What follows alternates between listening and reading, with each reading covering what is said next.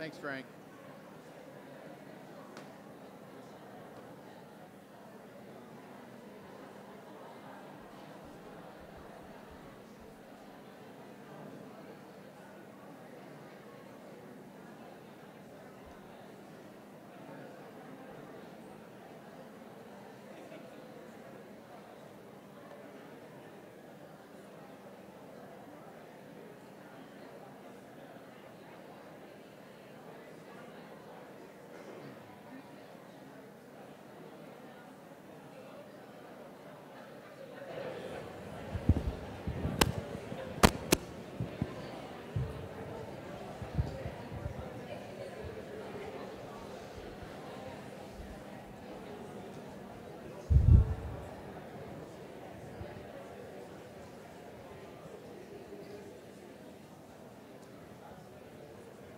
Go off of it. We're going to start in about 3 minutes because I don't want to start before we start live streaming right the thing, here, and too. so So you're since live right now. that's set to begin at 1:30, we'll start here in a couple minutes, How do I turn it off, or how do I and pause it? so come on in.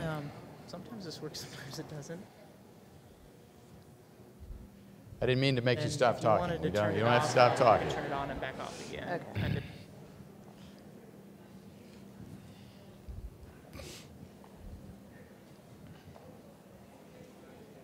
Turn it back off here first.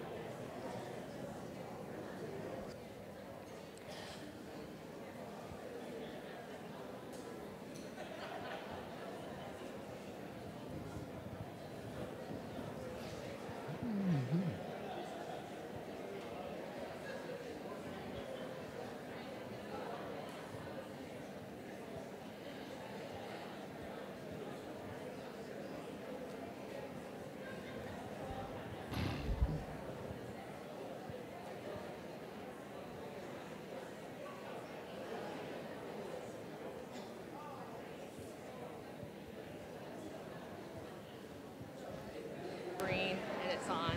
If you hold it for extended period.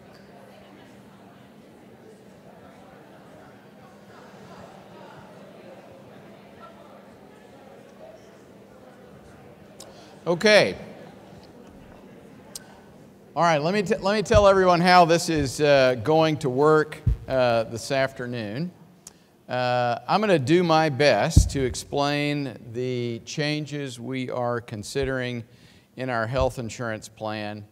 That'll include some history of the plan, why we believe changes are necessary, the process we've followed to date, the changes we're considering, and what will be the timeline after we leave here at the town hall. And so after I make the presentation, we're going to provide everyone here a handout that puts everything I said, or at least the gist of what we've said, on paper so that you can take it home, you can study it, you can have your spouse or partner study it, or a family member look at it if you want them to.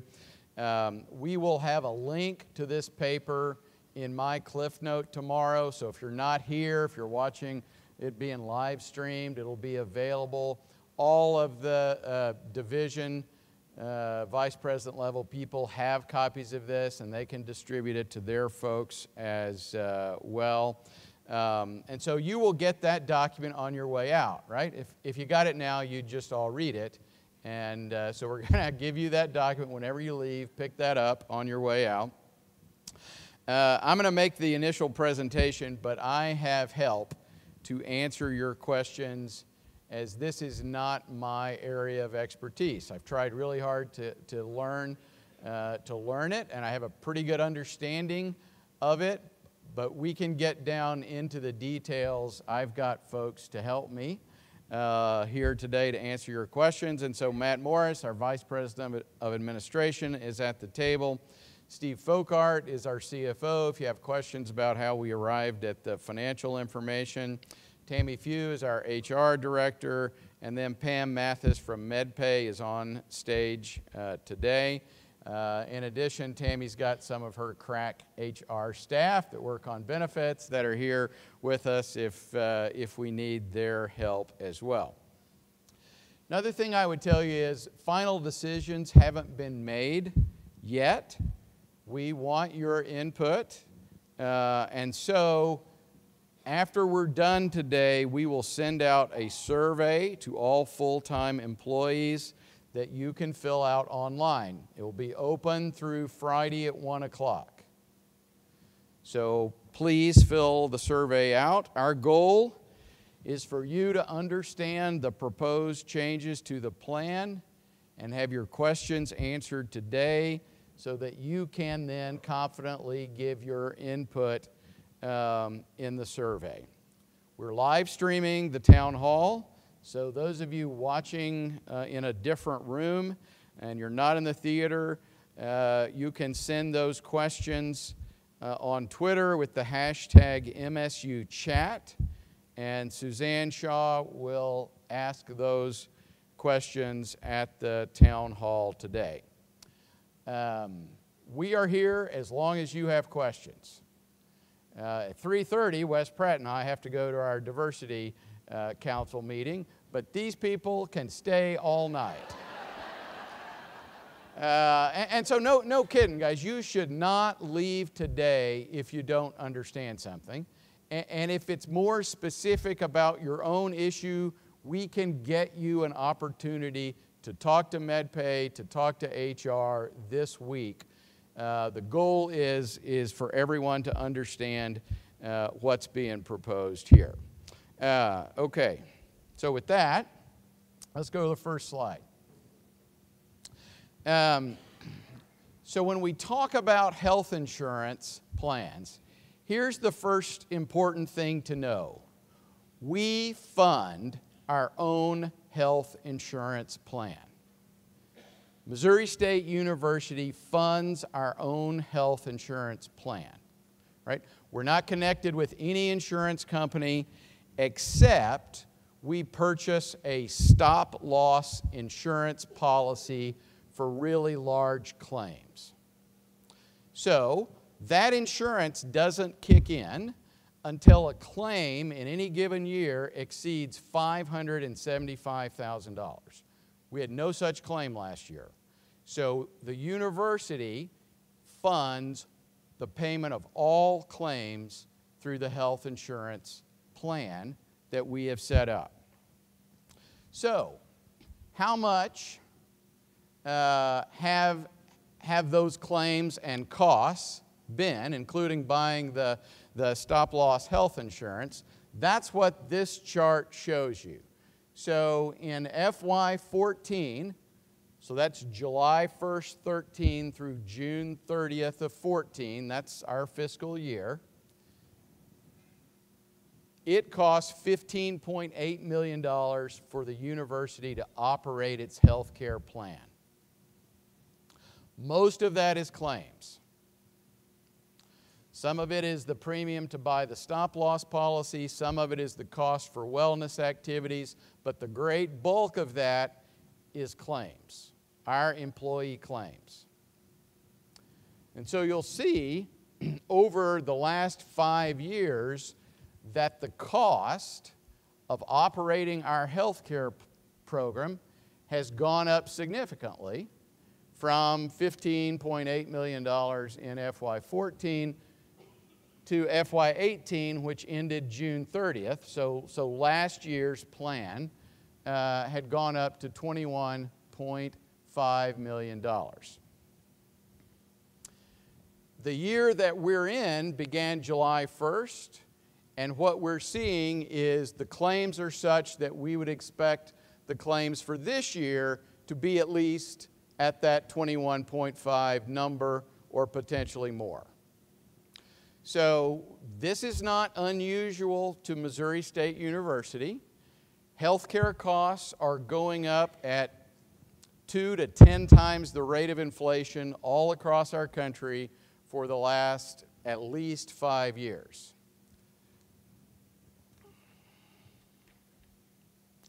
So where does that money come from?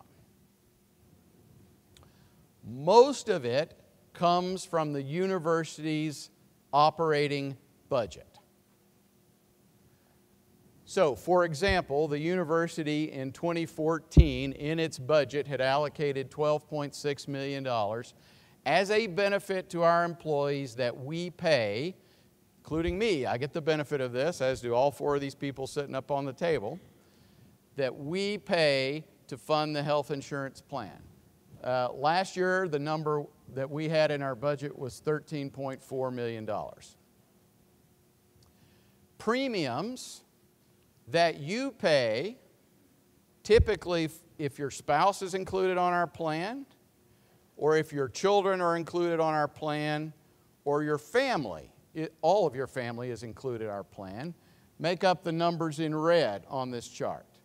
And so $3.8 million went into the plan in 2014 in premiums.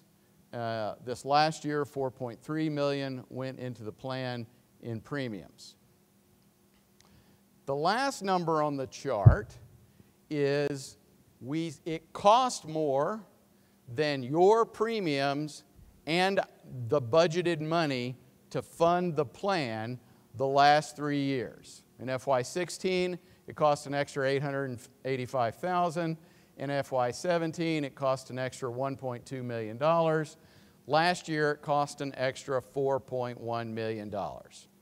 So since we didn't have that money, either under the operating budget or in premiums, the university spent reserves to cover that amount because we had claims we had to pay.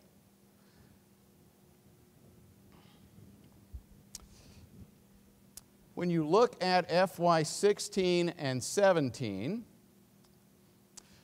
those 2 years we had one extremely large claim that resulted in our going over the budget. And because it was one really large claim, we thought, well, maybe this is an anomaly and we can just manage in the short term with spending reserves to cover that, planning that it would go back to normal in FY18. In FY18, we didn't have that one large claim. We had 17 claims that were between greater than $100,000, all of which were less than the $575,000 stop loss. And that's the pattern we're seeing so far this year.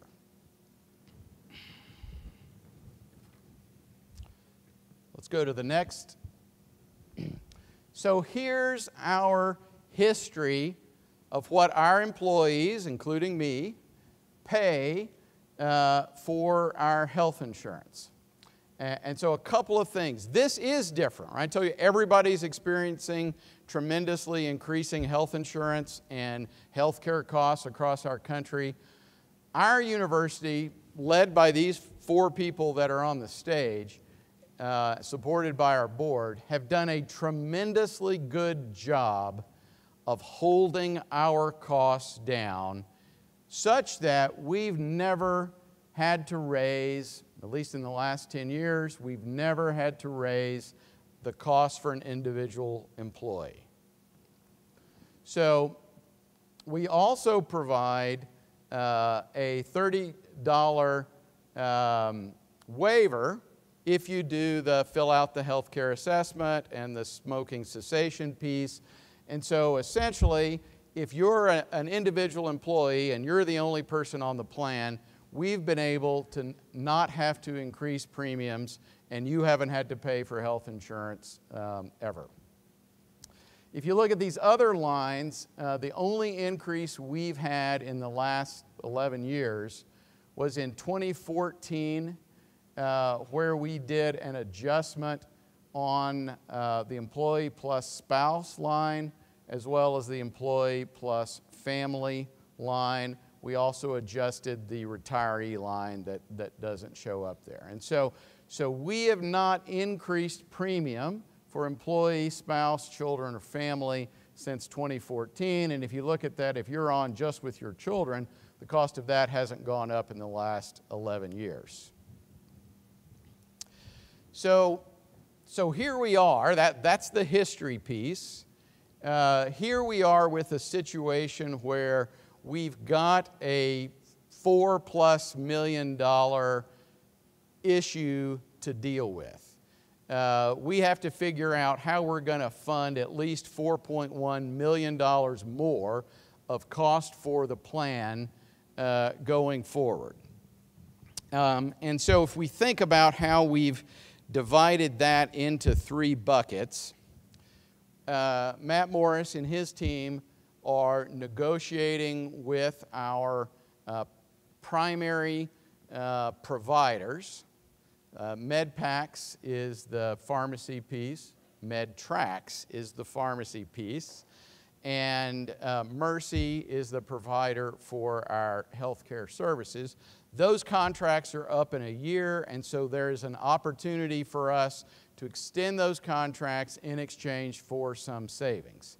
And so our goal is, and MedPay is helping us as our consultant in those negotiations, our goal is to find about $1 million of the $4.1 million through that avenue. Second bucket is the university is going to contribute, or at least our plan is to contribute about $1.5 million of budgeted money to help fund that. We'll do a budget adjustment at mid-year this year to fund a piece of that, and then some may have to continue to be funded through reserves, and so we're working on that. That, frankly, then reduces the amount of money we have for all the other things we fund through the budget, but that becomes a priority as we work to hold health insurance costs down. And so if we do, so that's $2.5 million, and so we're left with about $1.5 million, which can come through either increasing premiums that you pay and I pay, and or revising the plan, making the plan cost less. And so what we're going to do today is go through 2 options that we have, either of which gets us to the savings that we're talking about to make this a sustainable place going forward. So let's talk about the existing plan. So right now, the insurance that you have provides a $400 preventative benefit, and so you go for a checkup, a physical, for example. The plan would pay the first $400, and then you pay any costs beyond that. Lots of different things fall into preventative care, but our plan right now pays the first $400, irregardless of whether you've hit your deductible or not. Second thing, our plan doesn't have copays. And so if this is the only health insurance you've ever had, you may not understand what a copay is. Most plans today at most employers have a copay. What does that mean? If your copay was $20, for example, and you went to your internist and his typical charge for a visit was $69 or $130 or $250, you just would pay $20 because that would be the copay.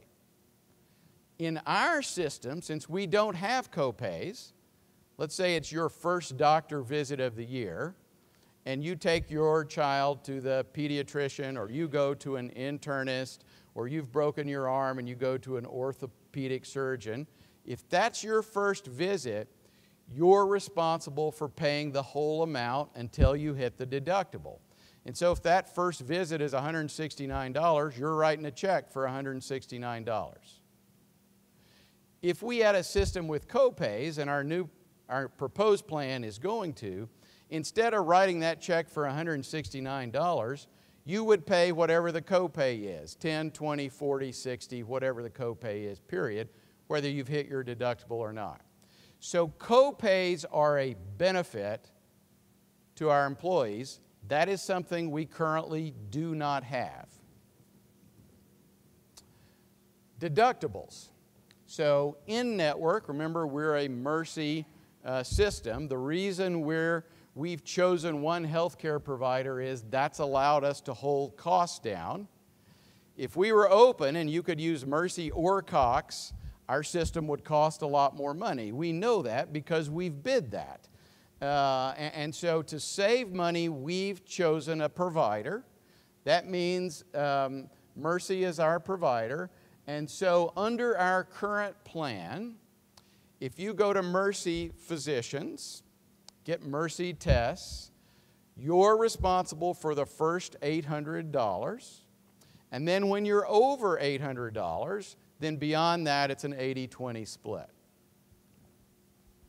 Out of network, you're responsible for the first $1,600. That's to encourage you to stay within the Mercy provider system. Our current out-of-pocket, so you pay your deductible and then you're paying your 20% and then anything that's not covered, is capped out at $2,800 for prescriptions, is capped out at $1,500. And then again, if you do the wellness activities, including the smoking cessation piece, then we have the $360 of annual waiver that goes with that.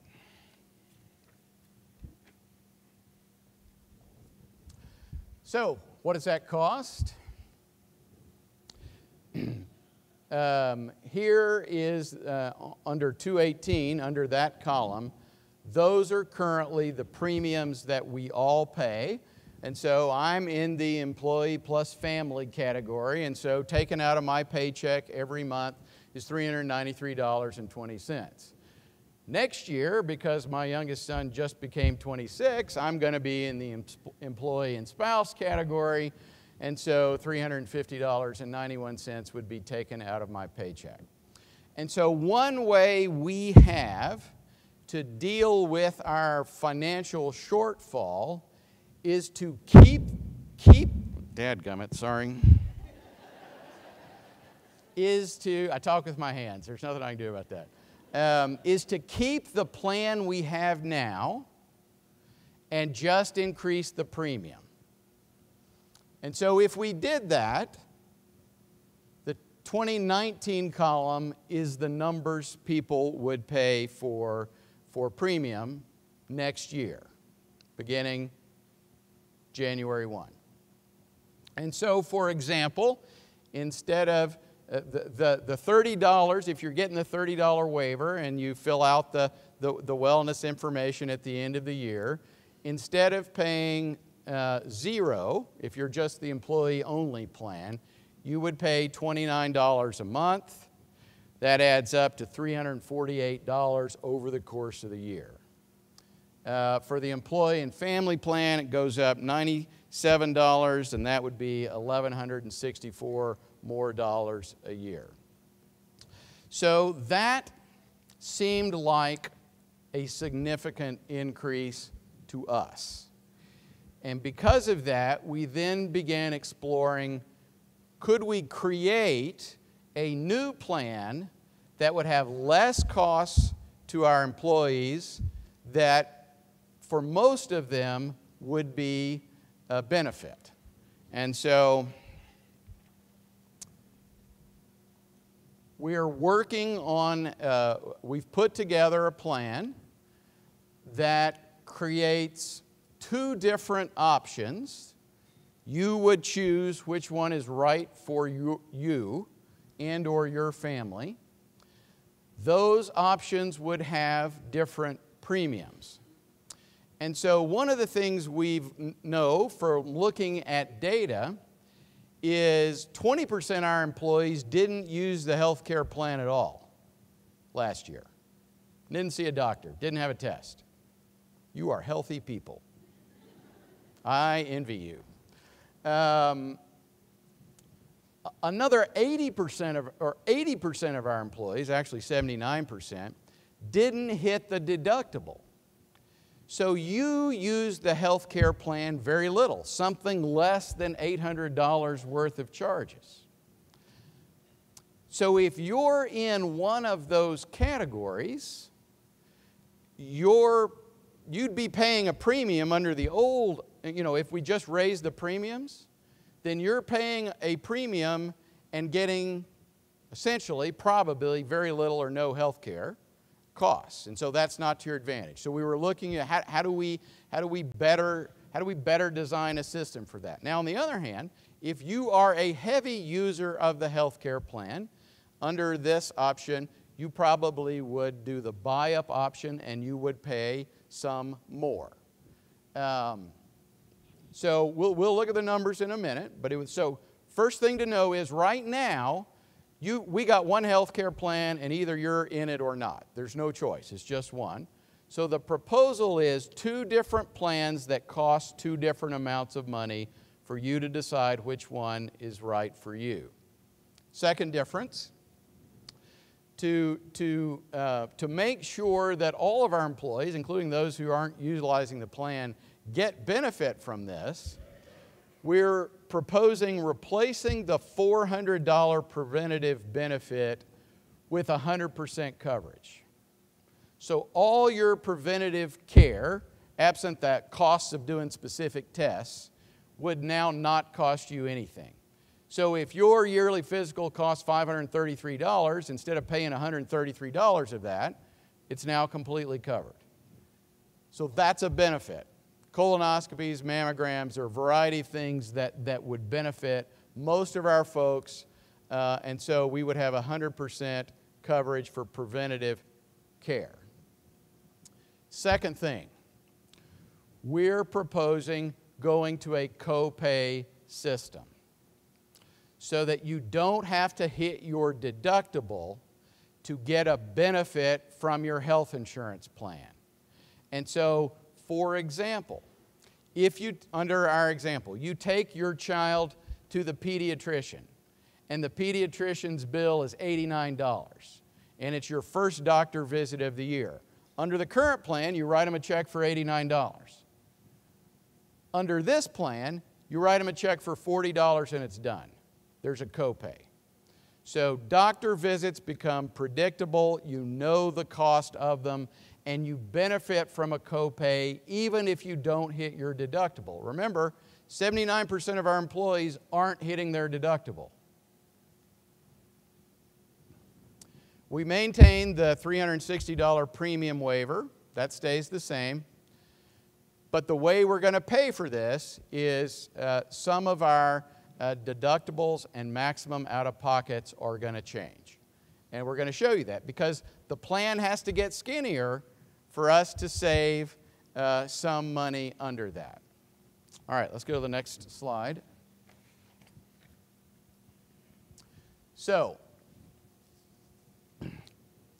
here's a comparison as we start looking at what's covered under the new plan and under the plan that we have right now.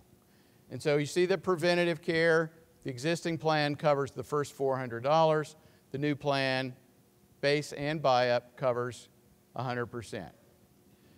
Under the base plan, your in-network deductible is going to go up from $800 to $1,600.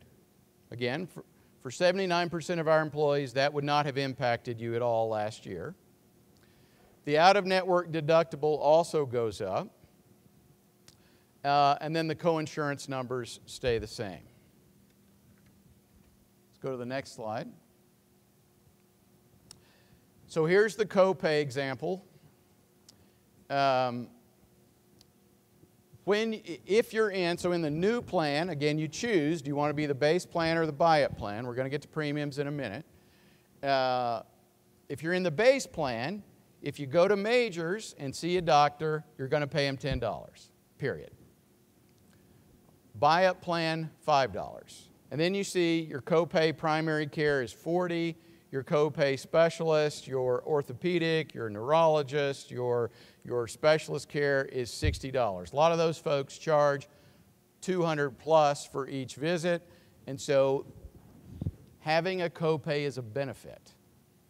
So we've added the 3 different copays. We had how many emergency room visits last year, Matt? 2. So we had 278 emergency room visits last year. as you all might imagine, emergency room visits are very expensive claims. And so a thing under the new plan would be, our employees would be responsible for the first either $500 or $250 of an emergency room visit under the new plan, unless you should have gone to the emergency room. And for most of us, that's what you should do, right? If you have chest pains, you should go to the emergency room, right? If your nose is stopped up, you should probably not go to the emergency room, but you should wait to go to Majors or the urgent care facility the next morning. And so that's one way that we're able to save money. We got input when we did this presentation to the Faculty Senate. There was concern over this provision, and so we've changed the provision from you had to be admitted to the hospital to not have the deductible apply. Now it's if your injury substantiates your treatment, then the deductible doesn't apply. And so that's a response we've had from interacting with you all. And then there's a maximum that you have to pay in terms of the copays and the deductibles. So you can at some point, if you were using the plan very heavily because you were very ill, at some point you max out in terms of what those copays are and they stop and you don't have to pay them any longer. Here are the maximum medical out-of-pocket costs under each of the three options. Again, all this is going to be in the sheet, so you don't have to write it down or memorize it. All these charts are in the handout you're getting. Let's go to the next page. Here's the premium comparison. So if we keep the plan that we're on, remember, those are going to be the new premiums beginning January 1st. If we adopt the new plan, with the copays, with the 100% preventative care, with the higher deductibles, then the premiums for the 4 different options you have are in the middle. And so for most of you, if you didn't hit a deductible last year and don't expect to hit one in 2019, you would probably choose the base plan. And so your charge would be $45. You'd get a $30 credit if you did the wellness initiative, and so you would be paying $15 more a month this year than last year. That's a $180 cost. One of the reasons, going to chase a rabbit for a minute, one of the reasons we did the specific mid-year salary increase we did was to make sure everyone got at least $600 more to be able to fund any of the new buy-up options. It's about $500 for the family and employee option a month, more cost this year than last year.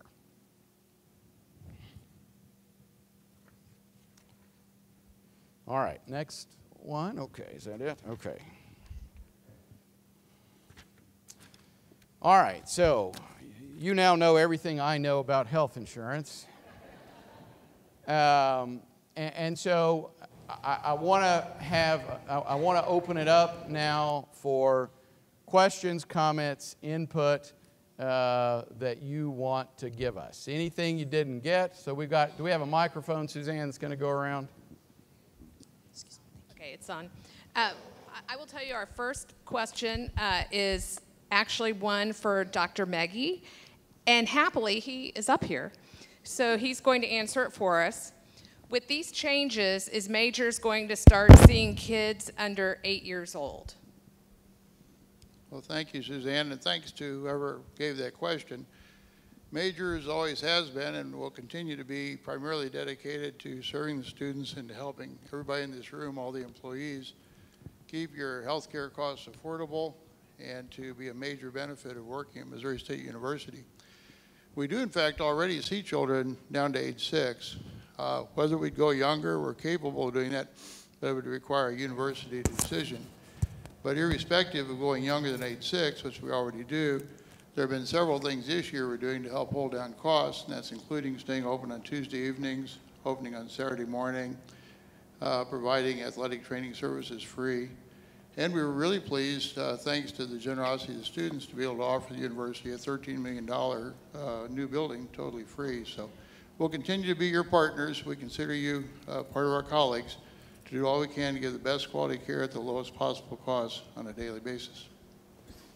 Yep. So we haven't answered the question of can you bring your children below 6? Right now the answer is no, but that is something we could put on a list to evaluate. Probably won't happen in January, but we could certainly evaluate down the road, is that a service we could provide? Frankly, we'd have to cost it out and see if it was a net positive or a negative in terms of cost to the plan. I do have a question that was just asked me up here. Retirees were not mentioned. How would this affect retirees? Who has that? Matt? Yeah, retirees would pay what they cost the plan, and so once a decision has been made on which plan is done, MedPay has a contract with an actuarial analysis to be conducted so that those rates could be established on exactly what they cost the plan. Pam, anything to add? So can't tell you if that goes up or to what extent it goes up, but our practice has been that the retirees in that pool essentially fund their piece of the health insurance as opposed to you all supplementing the cost of that for them. Hi, I'm wondering, just for some clarity, the preventative benefits, it says 100% covered, but then I've also heard mention of a copay. Is there a copay with preventative appointments, or is there not? There is no copay as long as the claim is coded as a preventive claim. If you've had past history of some diagnosis and you're going for a recheck, it won't be coded as preventive, so keep that in mind. But no, there's no copay. It's paid at 100%. So my name is Austra Reynes from Religious Studies. I emailed you about this. Thank you for addressing my concern that the proposed new plan would adversely impact people way on the lower end of the pay scale, the custodians, who I understand make $18,000 a year. I'm still concerned for people at that end of the pay scale. It seems that, if I'm understanding correctly, that $7,000 maximum out of pocket, that would be just absolutely horrendous for people at that end of the pay scale. So my two suggestions would be to fund instead of having a salary increase, make up from university, from that money, fund the increase in that the medical costs or to stagger the contributions that we have to pay for health insurance according to how much we make. So if we're at the lower end of the pay scale, we pay less for the same benefits than we would be paying than if we're at the high end of the pay scale. And I guess that especially because there are no plans to address disparities between what faculty in business are making and faculty in College of Letters are making. So I appreciate that.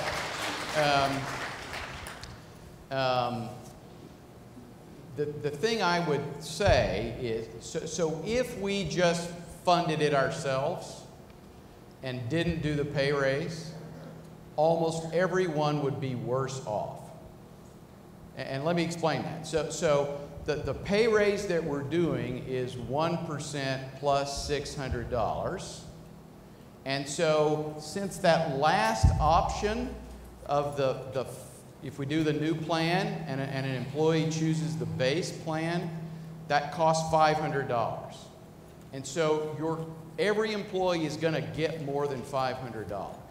And so if we just use this to say we're going to drive our money into the health insurance and pay that benefit, it means all our employees get less money than if we do it this way. Now, we certainly could look at a scaled way to charge that. I think that's an allowable option, but it's why we're doing the pay increase at the same time we're doing the healthcare premium increase, so that we know that every employee will have the ability to fund the extra cost of the health insurance. And it's why we didn't just do a 2.1% raise across the board. Cliff, I got Yeah. one over here. Yeah. On the slide before this, if you have any chance to go back, Can you go back, whoever's running the slides? Is there a reason the buy-up plan for employee only is almost double the base plan, but it is just an incremental, like 10% difference for all the others? I'm hoping that's a typo or something. Yeah, I mean, the buy-up's even more than the existing. Or I'd expressed a concern about that. So that's the, why is the buy-up plan 81, but the existing plan would be 59? Correct. With the buy-up plan being at $51 if you do the wellness credit, meaning the health risk assessment and the tobacco cessation plan, you are getting the lower deductibles, and that's equivalent to the existing plan. So your premium is compensating for those higher deductibles, and you're also getting the preventative 100% and the copays as well. I think the main difference there, under the existing plan, there's no copay and the preventative care is capped.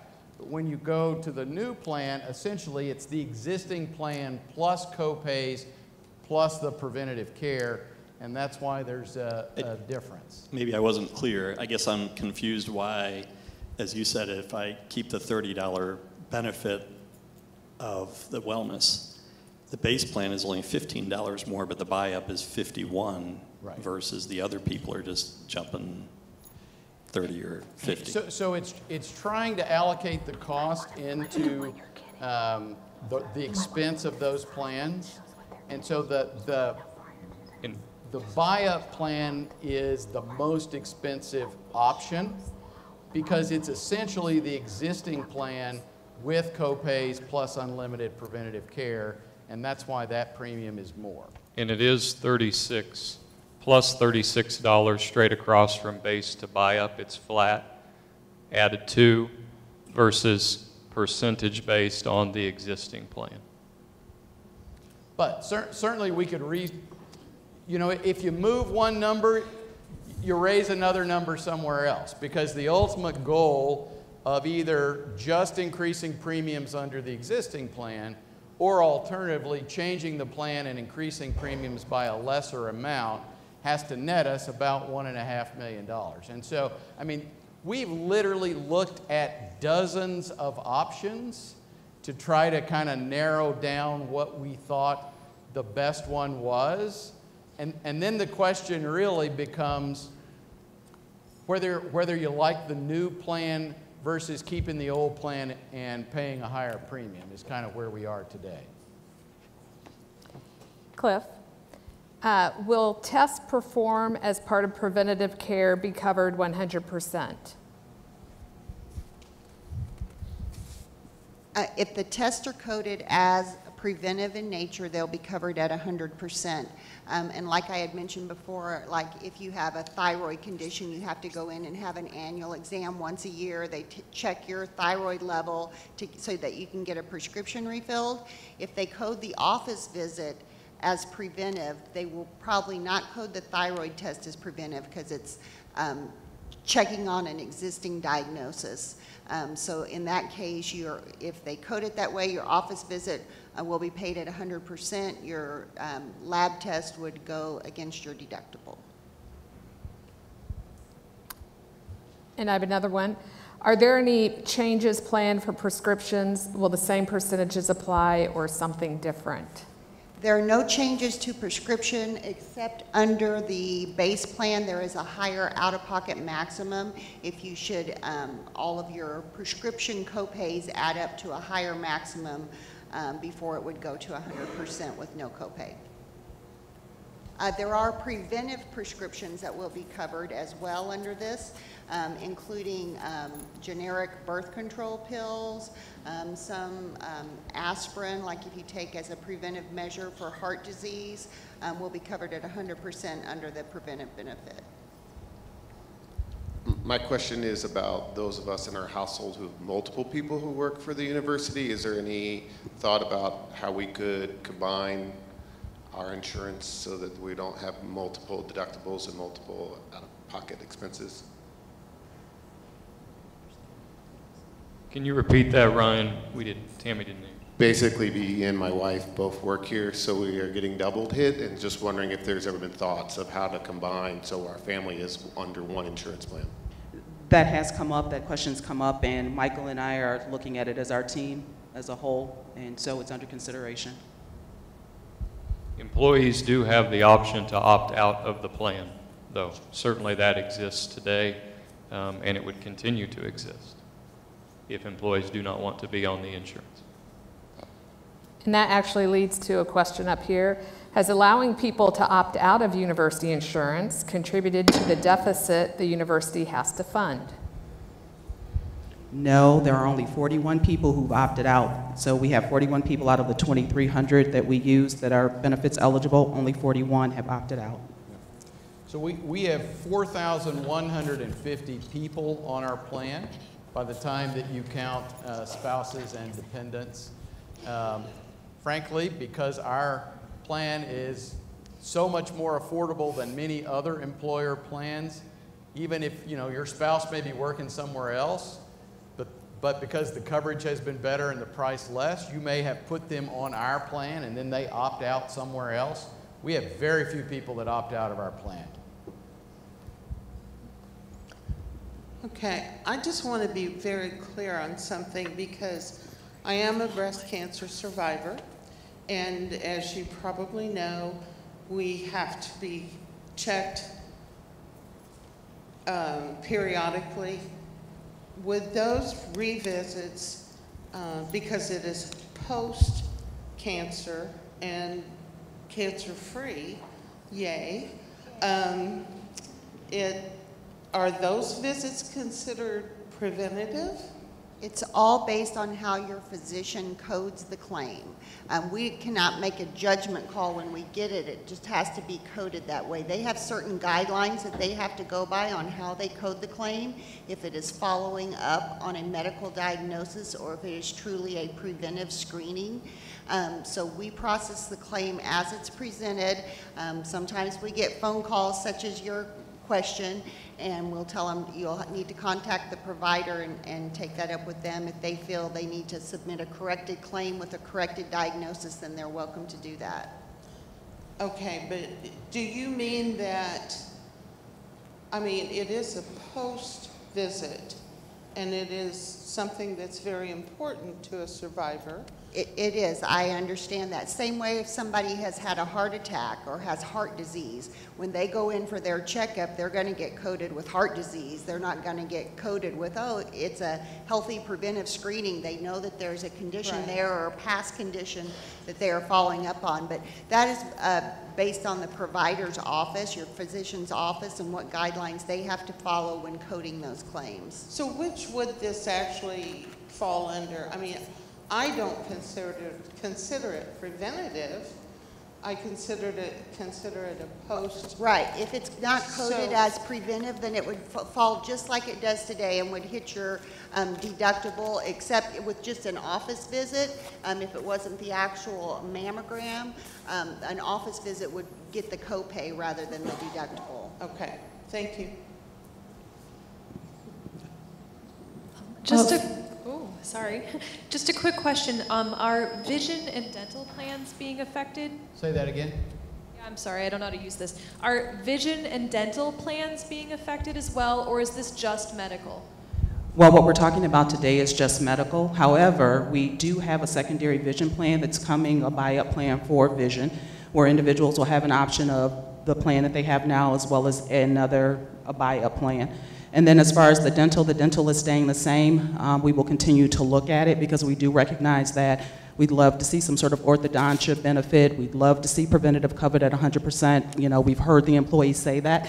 Unfortunately, isn't something that we're able to do this year, but definitely something that we'll continue looking into as being an employer of choice. Go ahead, Carol. For many decades, for the family plans, if someone had 2 children, they're paying the same premium as someone who has 6 children. Was there any thought in increasing the amount of the premiums by the number of people being covered? And in conjunction with that question, did you cost out how much it was costing the university for the additional children, basically, that weren't paying an additional premium? Yeah, I can start, and then certainly MedPay, they helped price it for us. We did look at that very much. Some plans, if you have 1 to 2 children, it's this rate. If you have 3 or 4, it's this amount. What we found was, by pricing that out, it did not have the impact to the bottom line of trying to get the savings we were looking for as compared to the impact, is the bottom line to that. Pam, anything? That's correct. Same thing with the spouse waiver.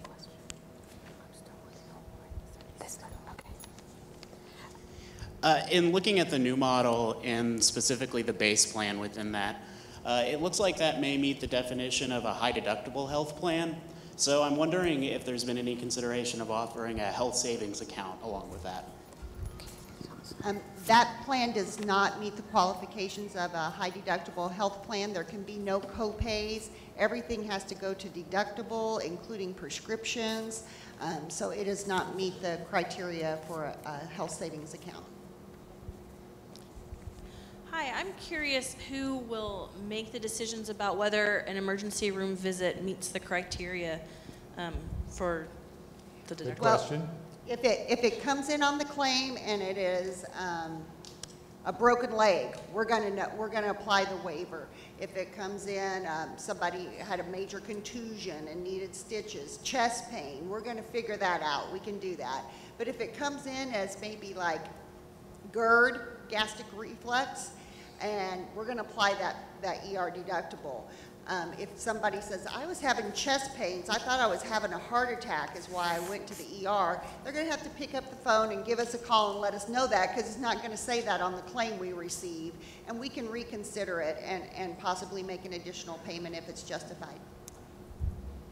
Every month we have Mercy and MedPay available in this building to answer questions and go through medical bills for folks that have issues. HR can join you as a part of that conversation if you'd like them to. And so ultimately, MedPay is the decision maker first line on those kind of things, but there's a process to question that decision and get a different result. Yeah, because we can't have a health savings plan, can they up our cafeteria plan to cover the $35 out of pocket? Cafeteria plan still exists? Absolutely, the cafeteria plan still exists. But right now it's at a limit at 26, well, it's $25.98 or something. Could we up it to $3,500 to cover that out expensive on the higher plan? Definitely, we've tried. However, because of the way that we're under the state's plan, so we're under MoCafe's plan, we don't have, we as in the university, we're not able to make that change unless the state makes that change. And believe me, Michael could probably attest that I whine about it every year. Okay, thank you. I have several up here. Okay. It does not seem logical that $36 more for the buy-up plan for employee would also cover the difference in cost for an entire family. Okay, we'll take that under advisement. Pardon me? Okay. I think the question is, why? Okay. I think we tried to answer that before. You want to take another shot at it? I'll try. We did a very extensive analysis of not only these plans, but like Cliff said, about a dozen more. We've tried to make it so that it is a moderate premium increase, keeping in mind that we have to get a substantial amount of money back to the plan to meet the goal and fund claims. The logic that we used in creating this is if we're going to plan that everybody takes the base plan, and that will what creates our savings with those higher deductibles. If you take the buy-up plan, then you're going to pay for the difference in those benefits. So we priced out what the difference in those benefits are, as is the difference between everybody taking the base plan and everybody taking the buy-up plan, because we don't know who's going to select what plan to do a good financial analysis. So when we use that differential to change those premiums. We could have weighted it to make it higher for those with more people on the plan, like in family coverage, but it made the premium less sustainable for people that would have to buy that family coverage. It would be such a big increase that the decision was made to make it straight across the board so that it would all even out and get the same amount of money back into the plan. Hope that's understandable. I know, I get that this is hard and challenging to talk about, and which is why we're going to roll a survey out. The survey has an opportunity for you to just make any comment you want, besides answering the questions that we've asked. And so again, I would encourage everyone to give us your thoughts, and then we'll make our best recommendation to the board. Okay, I have more up here. Okay. Is the ER/copay deductible separate from max out-of-pocket for the new proposed plans? Good question. So you have to think of these out-of-pocket maximums. Can we put those back up there under page 4? There are separate buckets.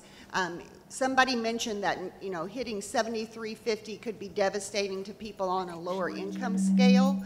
It is going to be so rare that anyone would ever hit that $73.50, because you have to think, like prescription has its own maximum of $2,000. How many prescriptions do you have to buy so that your copay adds up to $2,000? A lot.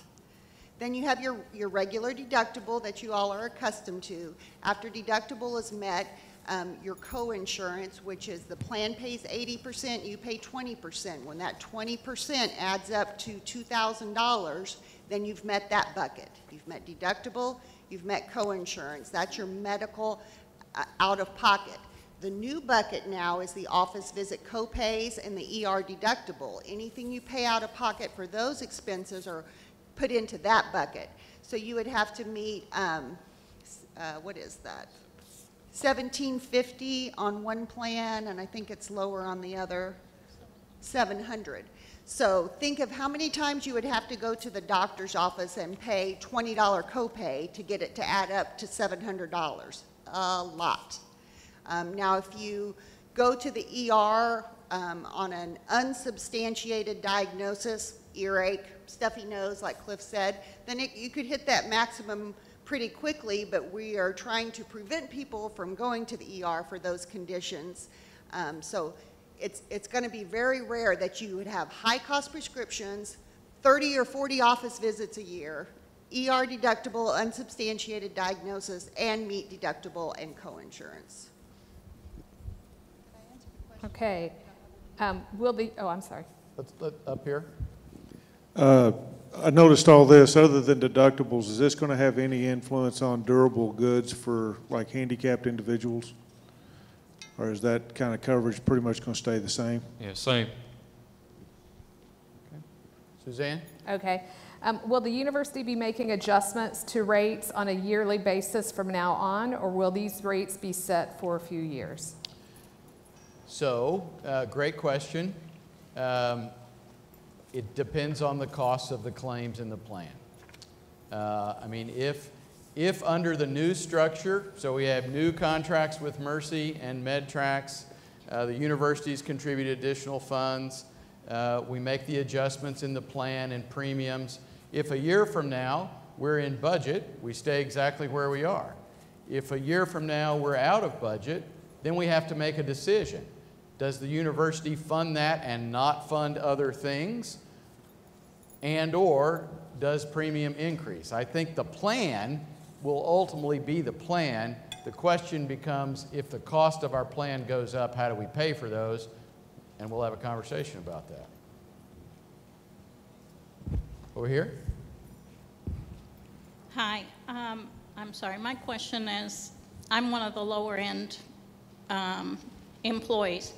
I don't use the preventative benefits because I don't want to find out anything else that's the matter with me and have you coded so that it's going to cost me more money.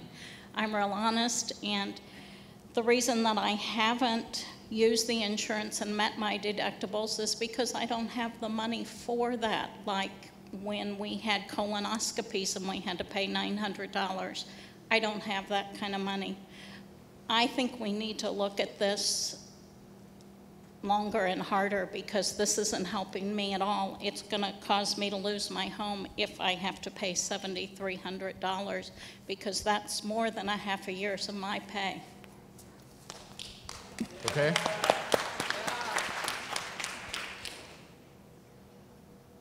Anyone else? There's a gentleman right here who keeps raising his hand in the MSU shirt. He's looking around. Raise your hand. Yep. Been waiting patiently. You kind of already answered this, but could there be an option to where we could vote to decide rather instead of getting the $600 stipend or, you know what I mean, the bonus, and have that allocated directly towards our insurance cost, not all of it, but just a portion of it, to balance it out for us instead of having the increase in our costs monthly? That way we still have basically the same salary each month instead of the loss. Okay, we'll take that into consideration. It seems like, looking at the history, that the university had made it a priority to fully fund employees' health care, and it seems like that's changing. Why is that?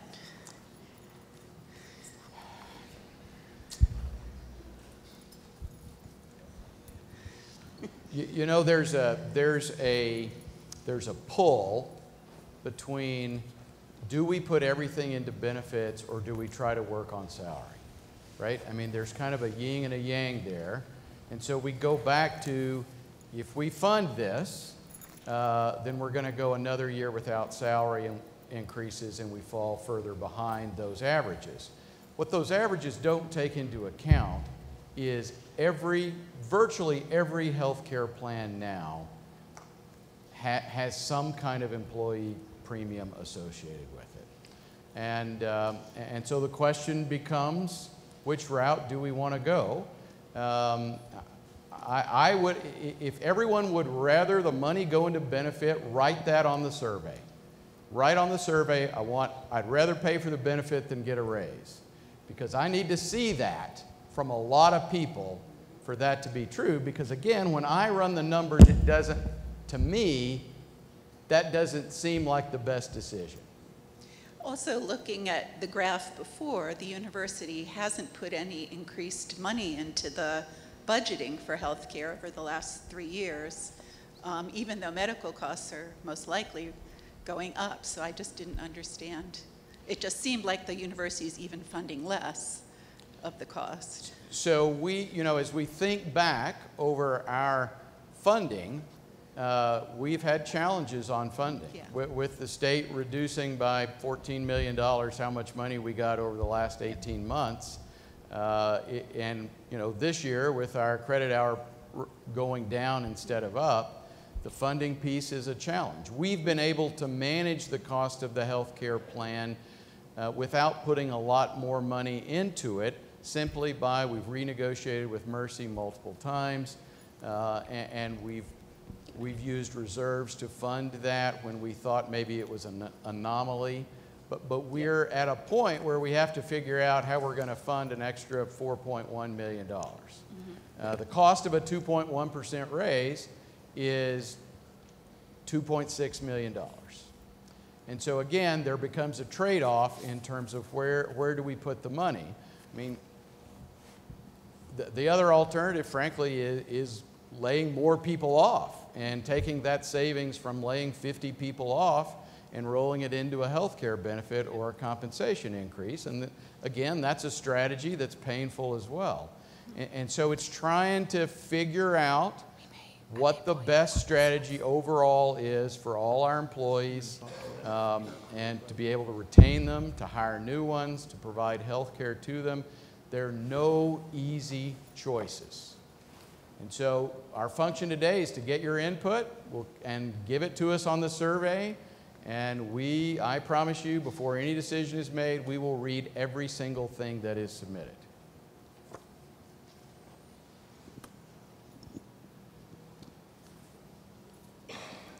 Yeah, I was just curious, there's no copays listed for urgent care visits. I didn't know if there are copays or what they fall under. Where does urgent care fall under the copays? Yeah, good question. Urgent care falls under primary care. So that middle column, majors, primary care, and then specialist, it's in primary care. So can you pull that chart back up, Ryan? So I haven't been to the urgent care in a while, thank goodness, but so I don't know what it costs, but hypothetically, if urgent care costs, say, $120 to go to under the current plan, under the new plan, it would either cost you $20 or $40, depending on which option you chose. Kishore, did you want to ask a question? Thank you, President. I have two questions.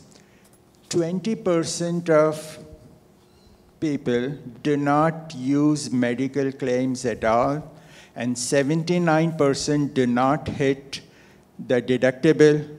So why are the health claims still going up? So let me answer that one. It's because the amount of claims have increased. And so we have, do we know close to $20 million of claims last year, didn't we? I mean, it's just the amount of claims. We have 17 claims last year that are more than $100,000. Okay. My second question is, shouldn't employees, those who pay into the insurance system of our university, shouldn't the employees, and I put myself right there, shouldn't we all be trying to improve our health? Isn't that the basic question, how to reduce the healthcare costs by improving the health? So Sure. What should we be doing? Yeah, I should eat better and exercise more, right? I know that. And I think there are going to be some wellness strategies that we will roll out that will help us get to that. But we can't help it if we get cancer. And there are lots of major claims. There's nothing you can do, or at least based on medical knowledge we know now, there's nothing we can do to prevent those claims, those diseases from occurring. Matt, anything else on that? Yeah, again, the $30 wellness credit would remain. We've seen in our history where we've used that for biometrics in the past. Most recently, it is this health risk assessment and then the tobacco cessation. Dr. Maggie in the back certainly would be willing to talk with you about initiatives that they offer at majors, but good work being done there as well.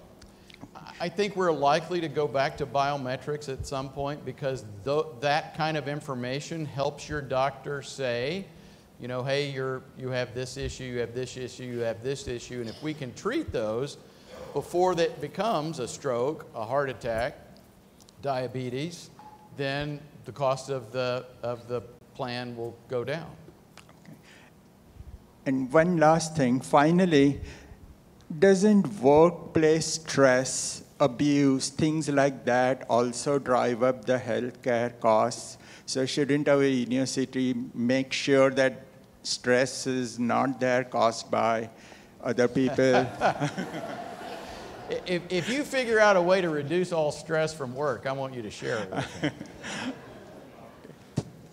Thank you.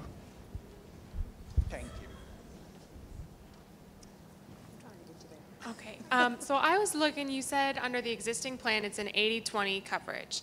Under the new plan, possible, is it still that 80-20 coverage, or is it? Okay. Everything under the plan, all of the what's covered, what's excluded, your pre-certification, pre-authorization, everything remains the same.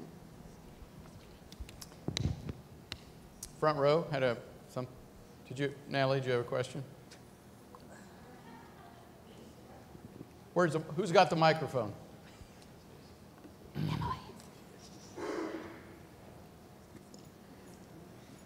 Thank you.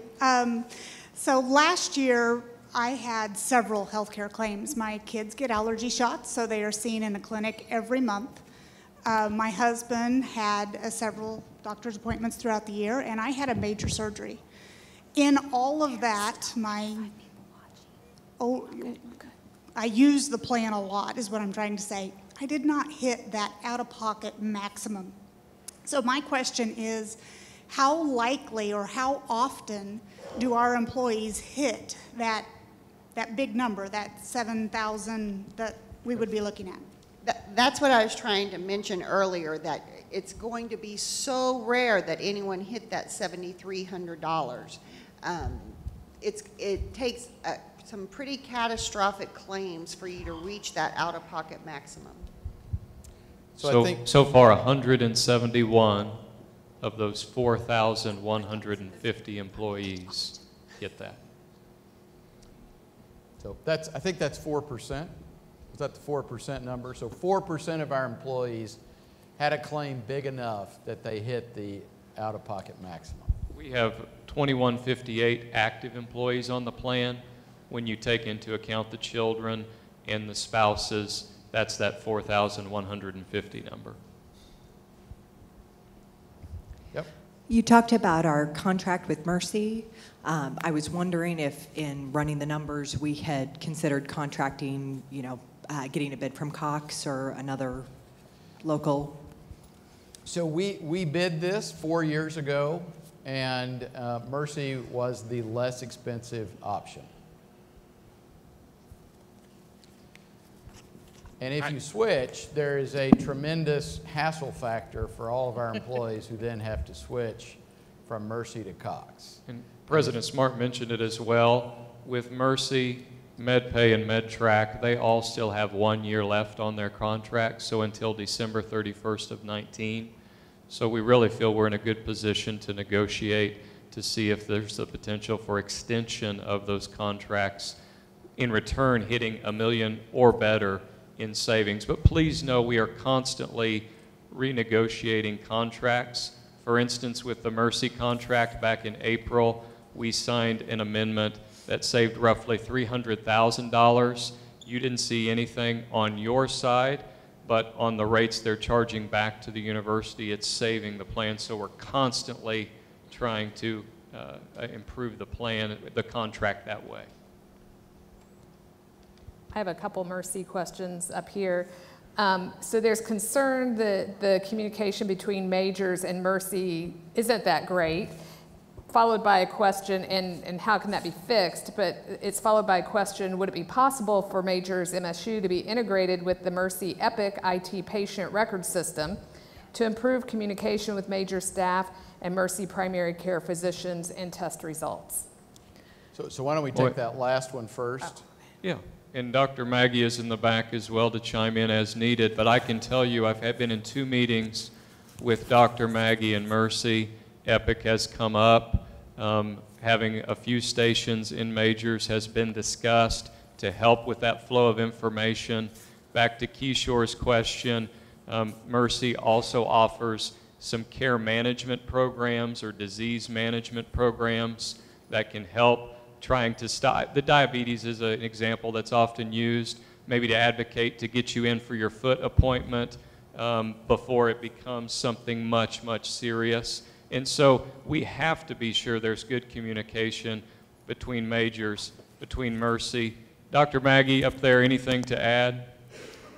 You can go right here. Oh, thank you. I agree with Vice President Morris is that we would love the advantages of an Epic terminal. We've asked for years from Mercy for an Epic terminal, and they simply haven't really been in a position to share it up to this point. If we had an Epic terminal, it would help us get medical records more easily. It might help us make referrals more easily. So I think an Epic terminal is something we'd be very open to. Yeah. We also know Epic works with our IT systems. I'm looking at Jeff because MSU Cares, which is located in the O'Reilly Center, they have Epic stations there. I think we will get the Epic terminal situation solved.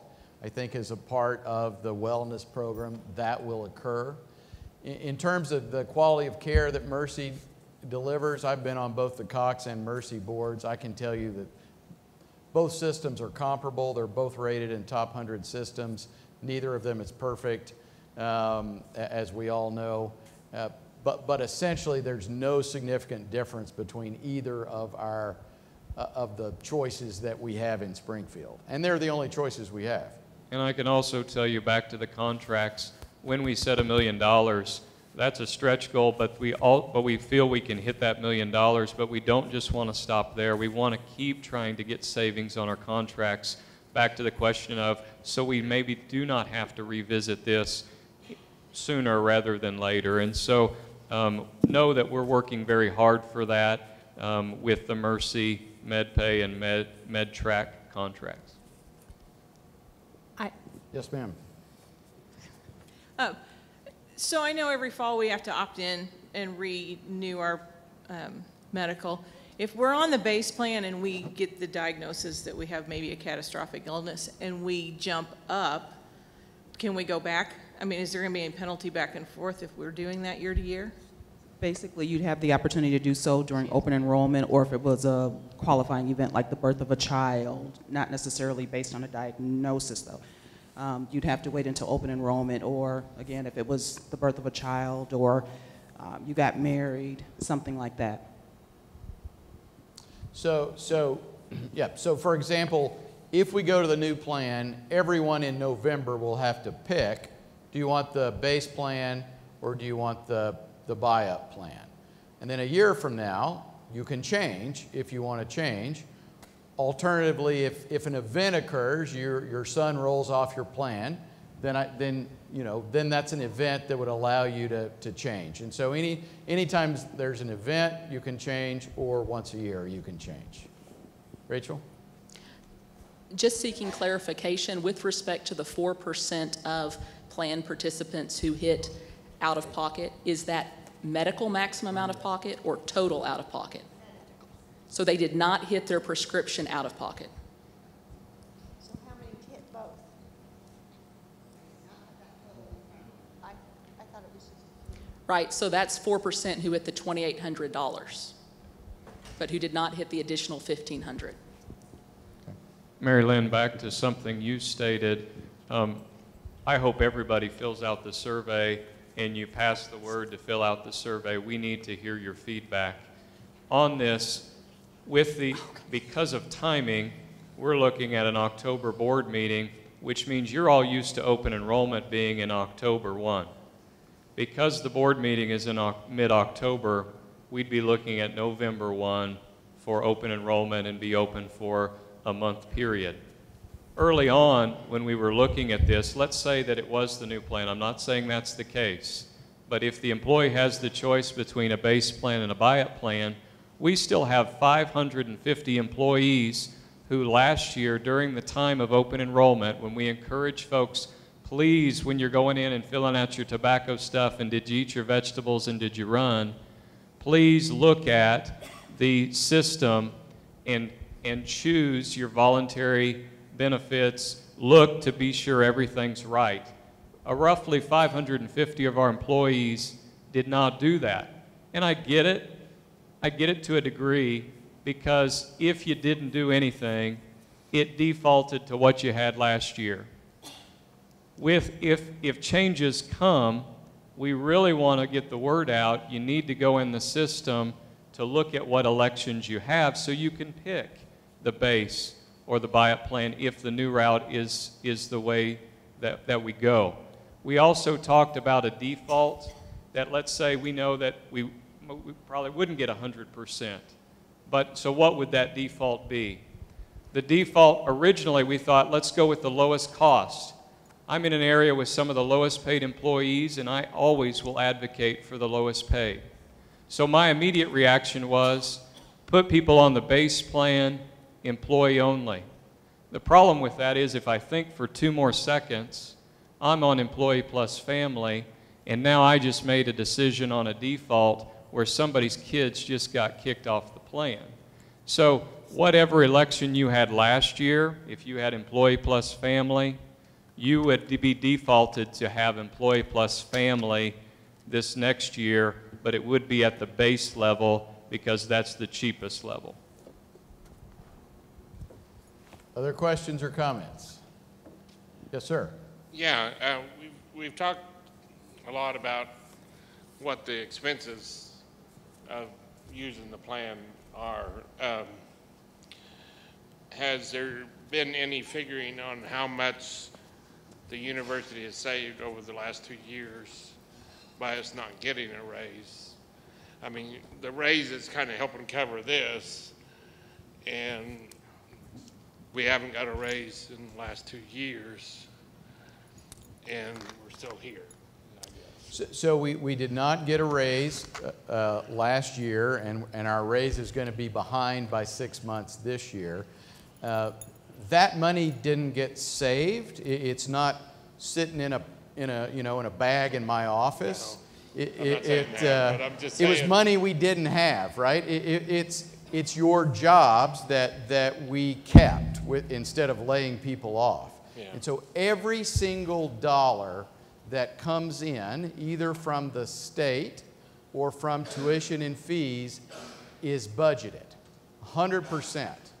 And so, there isn't any money saved that we could go to fund this. We have to find it by reallocating it somewhere else. Yeah. I guess what I'm saying is that it's, the raise is supposed to help cover some of this cost, and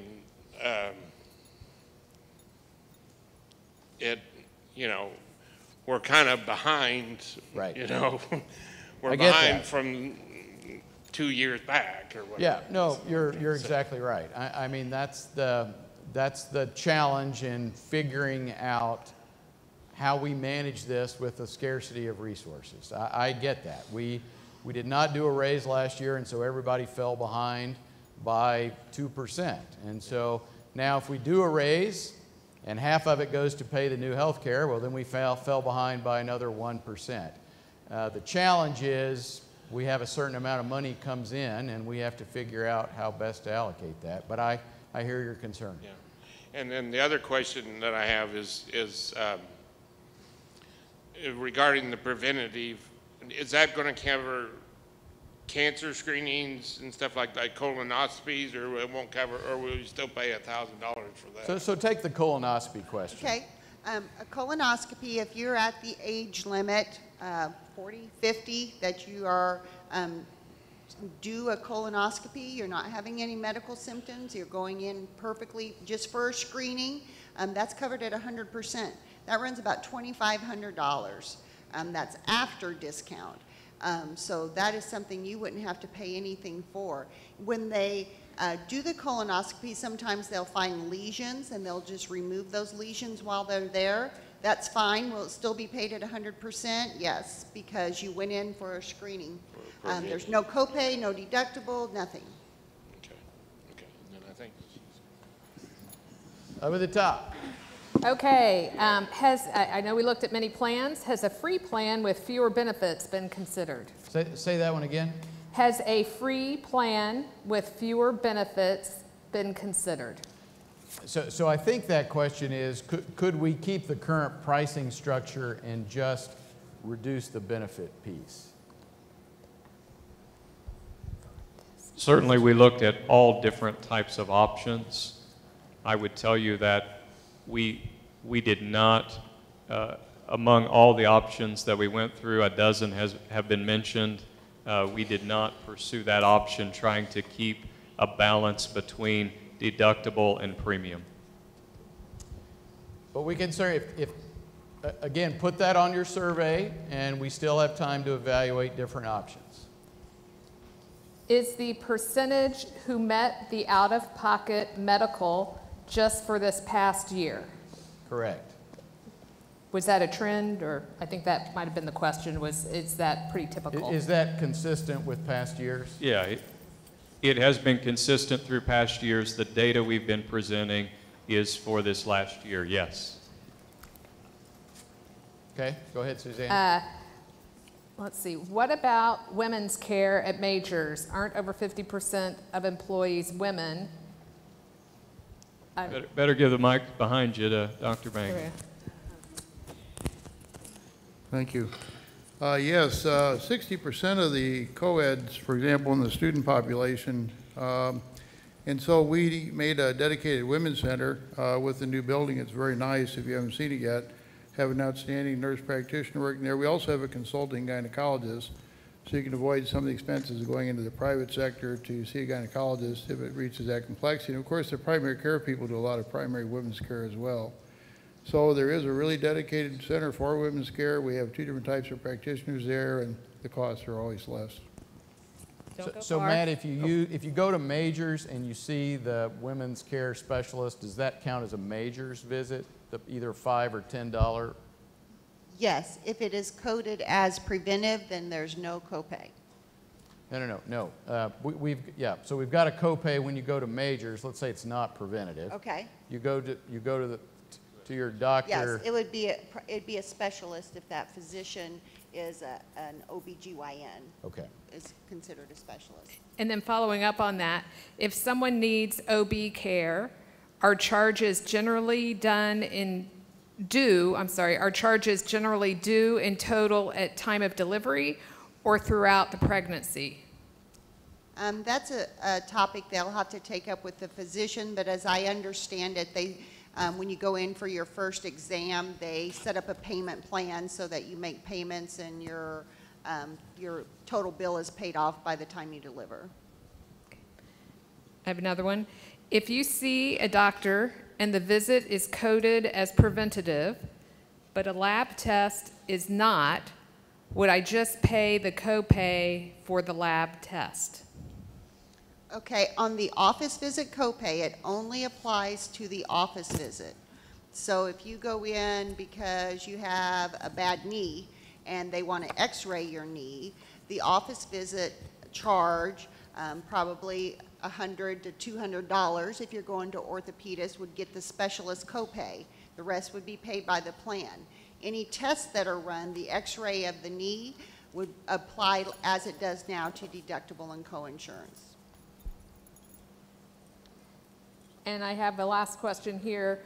Would we consider adding non-credit fee waivers to be used at on foster rec memberships to incentivize healthy behaviors under the new plan?